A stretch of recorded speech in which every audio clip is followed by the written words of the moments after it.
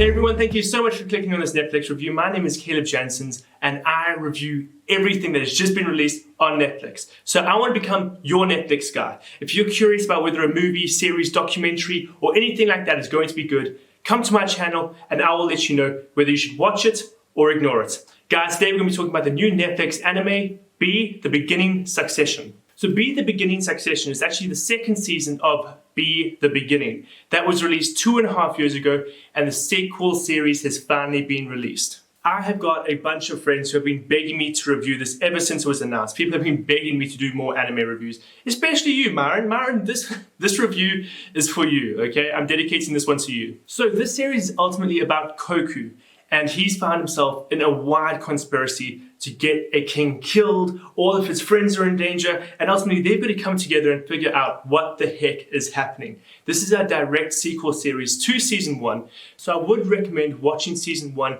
before diving into this. However, I do believe that season 2 isn't so incredibly lore heavy that you can't jump into it without having watched season 1. But I will say, you're then going to have to think really hard about missing plot points, character relationships, and stuff like that to try to piece together the pieces you're of course missing from season 1. At the end of the day, I would say this is a perfectly serviceable anime.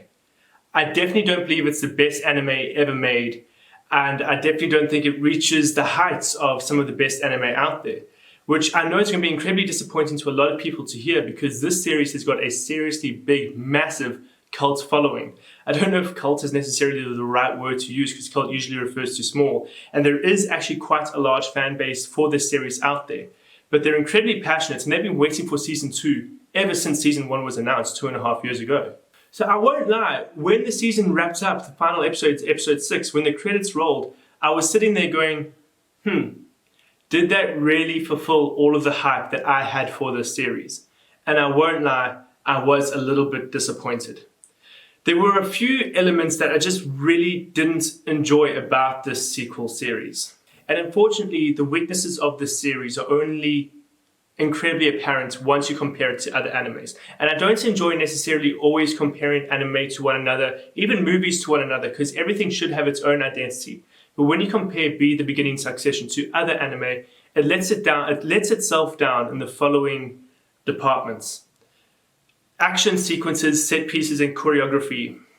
For a series that's built off of mystery, murder, and action, you'd really hope that the action was like larger than life, incredibly engaging, especially when you consider the subject matter of people actually growing swords out of their arms.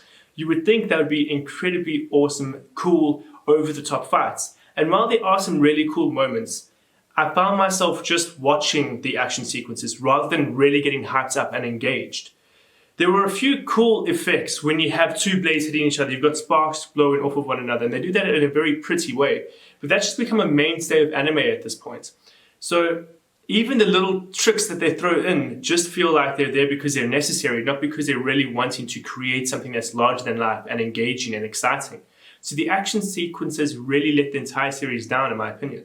Another thing that all anime is known for is their extravagant and exciting and bombastic introduction sequences. When you watch, for example, Attack on Titan, Dragon Ball Z, anything like that, you're going to be blown away by just the absolutely awesome soundtracks and the absolutely awesome introductionary sequences. I remember one of my favorite parts of the original series of Naruto was the opening soundtrack. I freaking loved it. Naruto Shippuden as well. I used to sing that song all the time, and of course at that point I was still so incredibly new to anime, so all my parents heard were like, "Oh, could you get that?" Because I can't flipping speak Japanese, so I remember getting so engaged with anime theme songs. My girlfriend's going to call me a weeb now. But I remember getting so engaged with anime theme songs, and this one was just a really average choral vocal that really didn't speak to how grand the series could have been. If they really wanted to go the chorus route, I really feel like they could have done something so much better.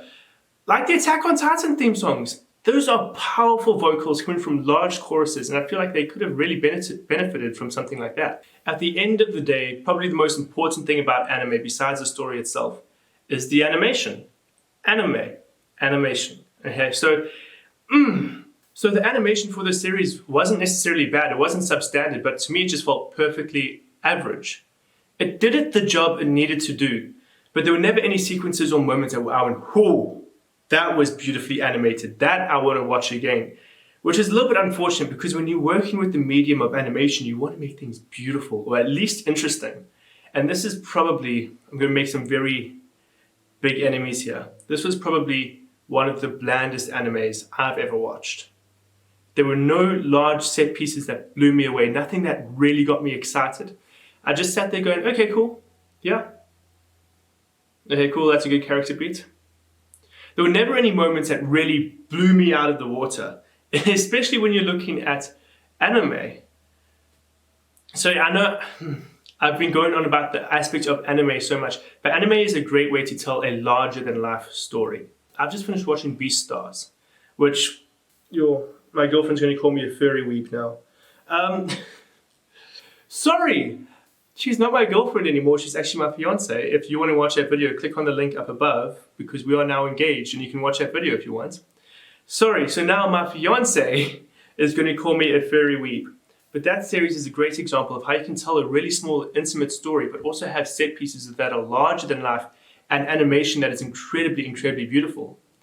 Everything about this series felt average to me. The action sequences were average. The story, unfortunately, was average. Everything just felt average. The set pieces and the action was average. So I think the best way to describe this series is unfortunately that it's just average. But guys, thank you so much for watching this review. You guys mean the world to me. You're awesome. You're the best. Actually, I'm going to take the final 20 seconds of this video to shout out my fiance, Sakadillo. Guys, seriously, jump across to her YouTube channel. You can watch our engagement videos there. You can then go ahead and she's actually going to kill me for the fact that I've used a anime review to shout her out. She's not a hater, I promise guys, I promise. She's honestly the best. Guys, jump across to her channel. She's amazing. She's a cosplayer. Check her stuff out.